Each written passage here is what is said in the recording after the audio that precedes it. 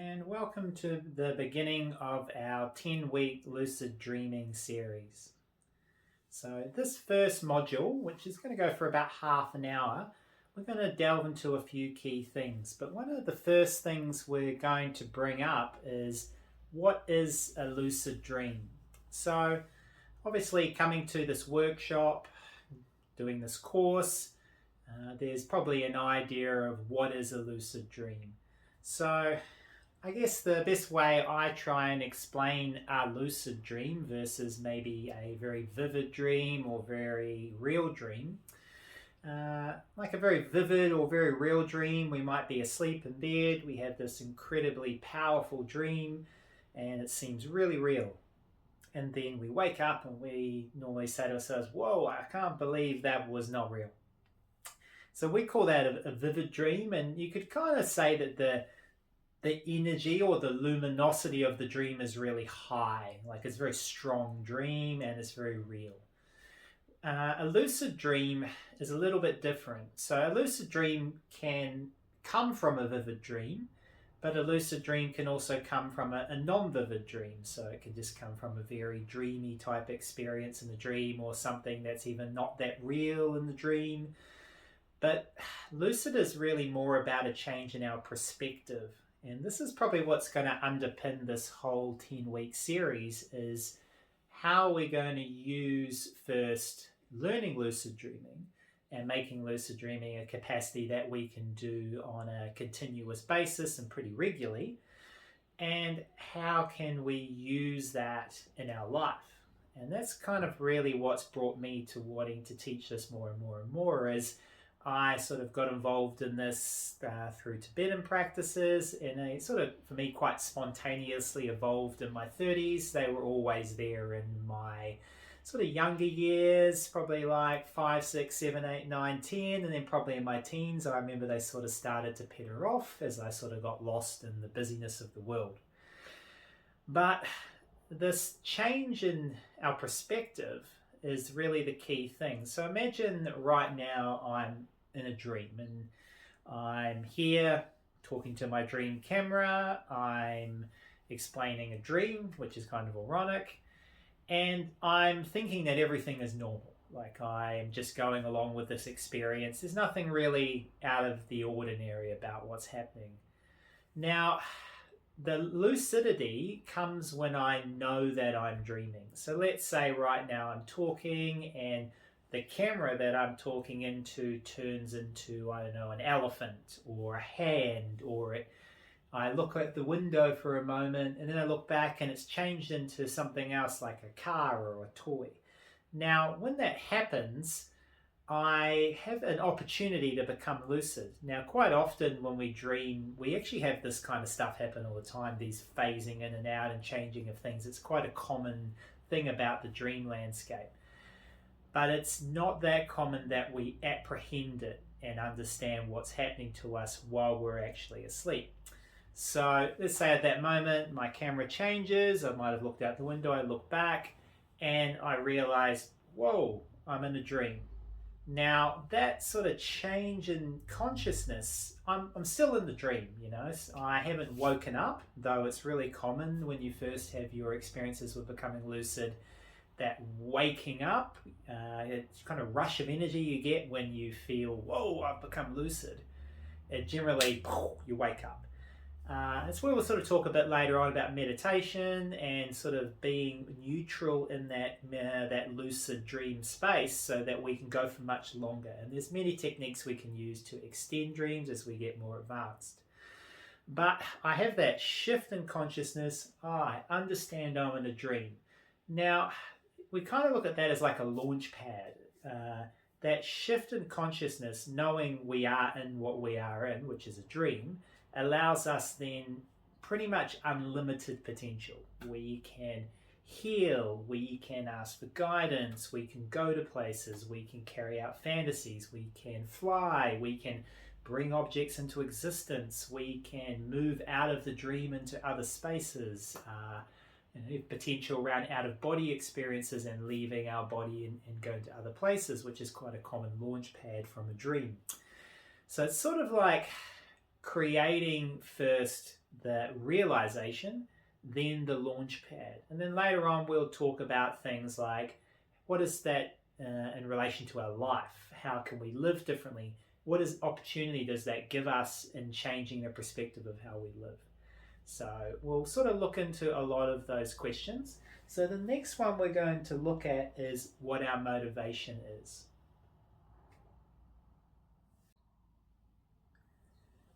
So the next question we really need to ask ourselves, especially in this foundation phase at the beginning, is what is our motivation?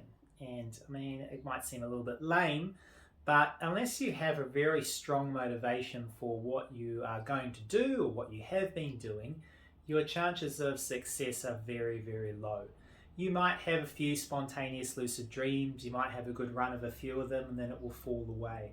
But if you want to have lucid dreams for years and you want to develop and fine-tune the practice over years, unless you're very clear about why you're doing what you're doing, it's very hard to succeed. And that might change. You might have a certain motivation at the start of this practice, and that might evolve. It might be self-development, it might be asking for guidance, and then as we go through over time, it might get more spiritual. It might get I want to meet aspects of myself I've disowned. It might be meeting people who have passed, seeing into the future. So it's not that the motivation's not going to change. It will change. It's a good thing that it does change, but it's becoming very clear of maybe a few reasons why you're doing this. So that's something I'm going to ask you to do is over this next week, get really clear about why you're doing what you're doing. Write down the reasons and how you feel that lucid dreaming is going to benefit your life. And it doesn't have to be this huge exaggerated list. It can be 5 things that really turn you on about the practice. So you might be thinking, okay, I really want to become lucid so that I can fly, and that's a really common one. It's a really beautiful experience. So maybe being very clear, I'd like to fly. Or it might be you have a question in your life and you don't know what to do about a job or an opportunity or a direction, and I want to use it for guidance. So we might say, I want to fly. I want to ask for guidance. Maybe we've got, maybe we haven't closed with someone who's died, or maybe even someone in this life who we don't have contact with anymore. And you might say, I wish to meet that person and have closure.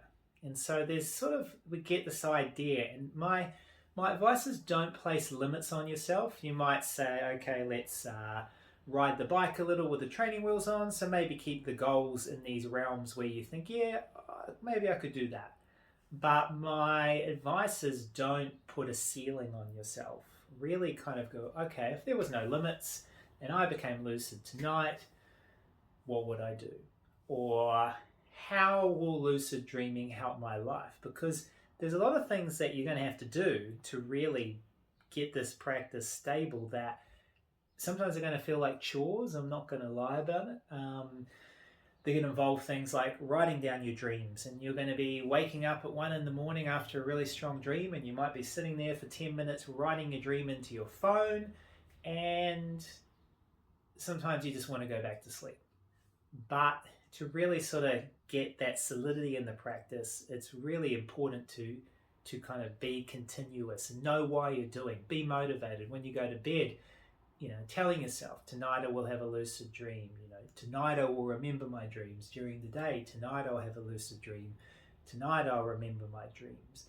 There'll be things we'll talk about later called reality checks, which will be little kind of mindfulness checks we'll do in the day, which will help us become aware of our surroundings and what's going on, which will carry into the dream state.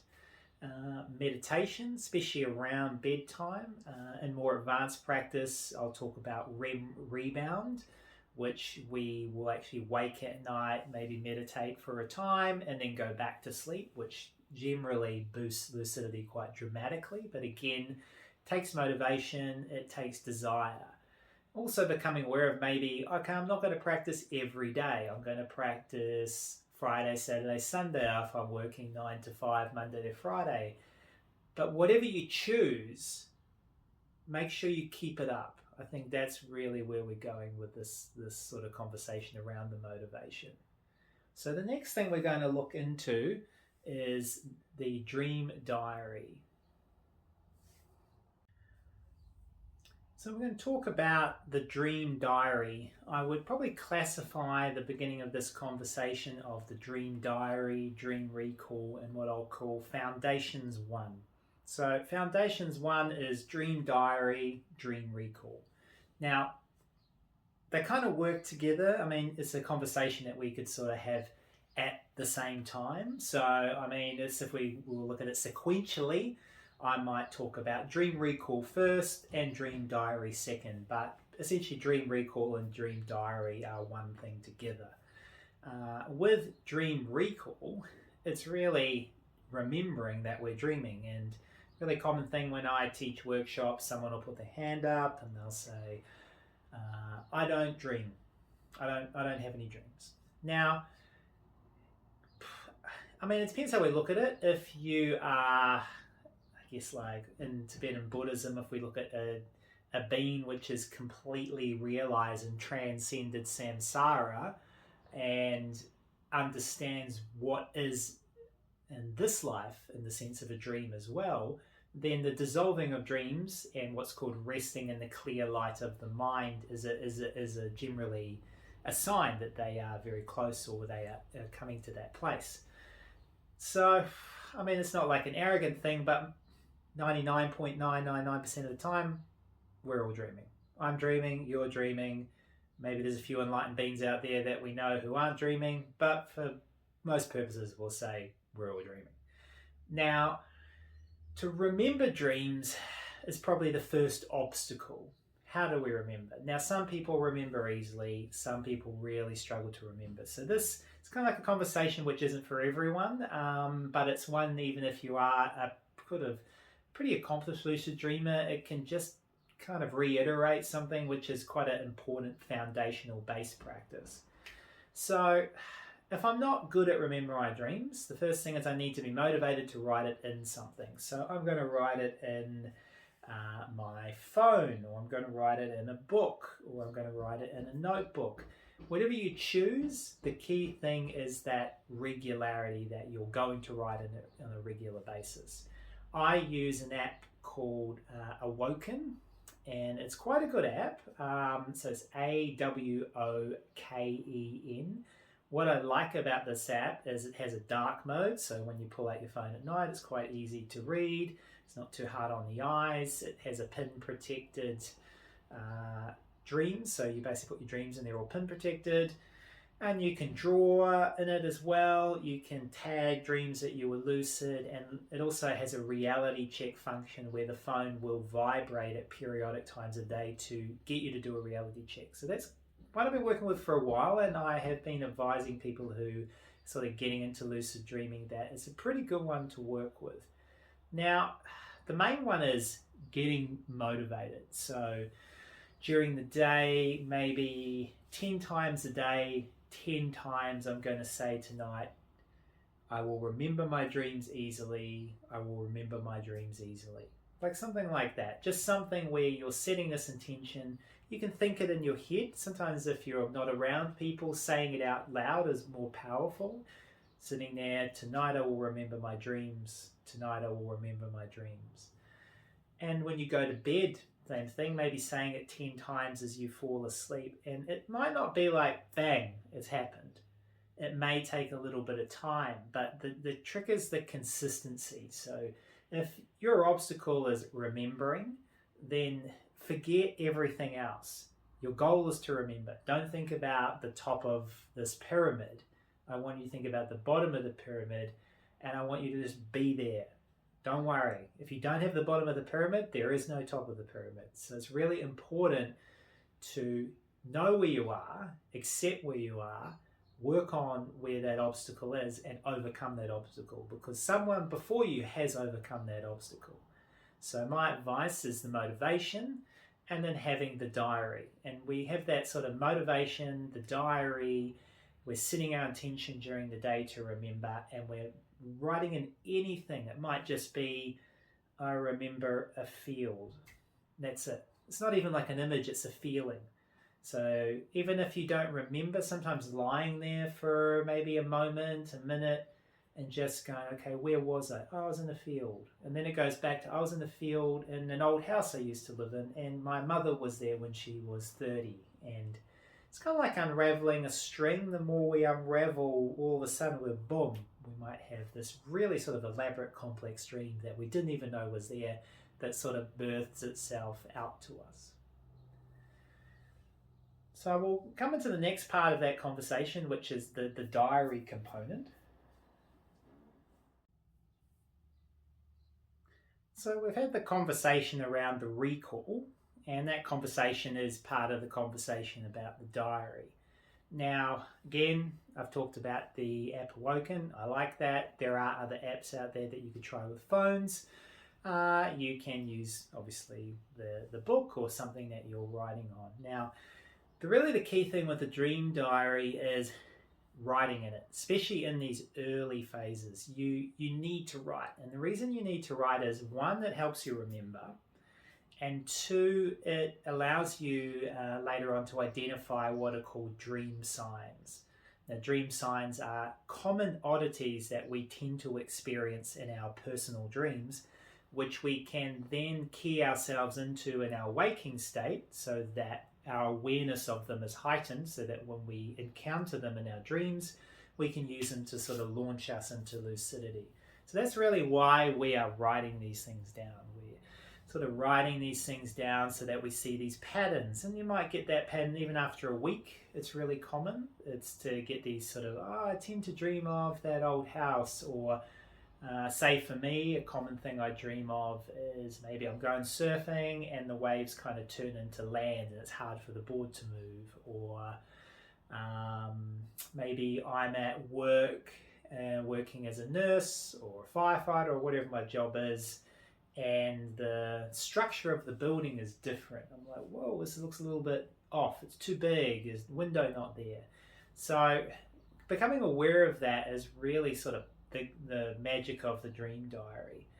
Also, I mean, how you write in the dream diary is up to you. I'm pretty direct, so I tend to write the main key things like in a field, with this person, sunny day, strange looking car, how did I get here? Now, the more sort of direct you are, you're really sort of just using it to find dream signs. You can get very in depth in regards to the detail of the colors and the text and all these types of things. Now, there's definitely a lot of value in that, but it's hard sometimes to keep that up, because sometimes when you have a very strong, very vivid dream, even if it's not lucid, you can be sitting there for 20 minutes. Like, I mean, I had a dream last night, and it was very, very strong, and it was very sort of direct, and had a lot to do with my teacher and him teaching me and the sort of lineage that I was associated with, and he's passed away now. And I knew it was an important dream, and this is something that does happen later on, as we can have dreams that are more sort of meaning, more prophetic, more powerful, sort of more like they're teaching us. And the main thing is recognizing that. So generally, most of the time, my dreams are pretty bullet pointy. I write down the main things I need to know, main things if I wasn't lucid. But if it's a dream like last night, even though I wasn't lucid in that dream last night, I know there's something in this. So then I'll be really, I will write about maybe the text that I saw and what color something was and what someone's physical features look like exactly and what the place I was looked like. And the reason I do this is I may encounter this in the future. Sometimes this can happen where we have these dreams and of a place and we encounter in the future. I might come across something where it's very clear, even like the teaching aspect, and then sort of sitting on it during the day and reading over that dream and realizing maybe actually there's something quite deep going on in this dream where I'm being directed to do something in a different way in order to overcome some obstacles in my life. So You can feel the energy with this later. You'll wake up and know that was important. You'll go into detail. You'll sit there for 20 minutes, but you'll want to do it because it's important. If it's a sort of less powerful dream, my advice in early stages is more is better, but there will come a time when you get quite quick at it. You can spend 5 minutes, bang, bang, bang, bang, you relax, you go back to sleep again. So that would be sort of my main advice surrounding the dream diary. So we're going to talk about, I guess, our homework for this week. So we're going to have a conversation at the end of the week, have a chat, get into the group chat, and we're going to talk about any obstacles we had from the week that we're about to have. But the main things I need you to do this week is first, get clear about your reasons. Why do I want a lucid dream? What are going to be the benefits for me? How is this going to improve my life? How am I going to keep going? Like, what is it? What really lights you up? So when we get to that group conversation at the end of the week, really know those things. Be very clear about 2, 3, 4, 5 of them. The other thing I need you to get really clear about before the conversation in about a week from now is, or the end of the week, is what you would do if you became lucid. And again, I don't want you to put a ceiling on yourself. I want you to really think, whoa, okay, what would I do? If I became lucid tonight, what would I do? There might be, again, 2, 3, 4, 5 things.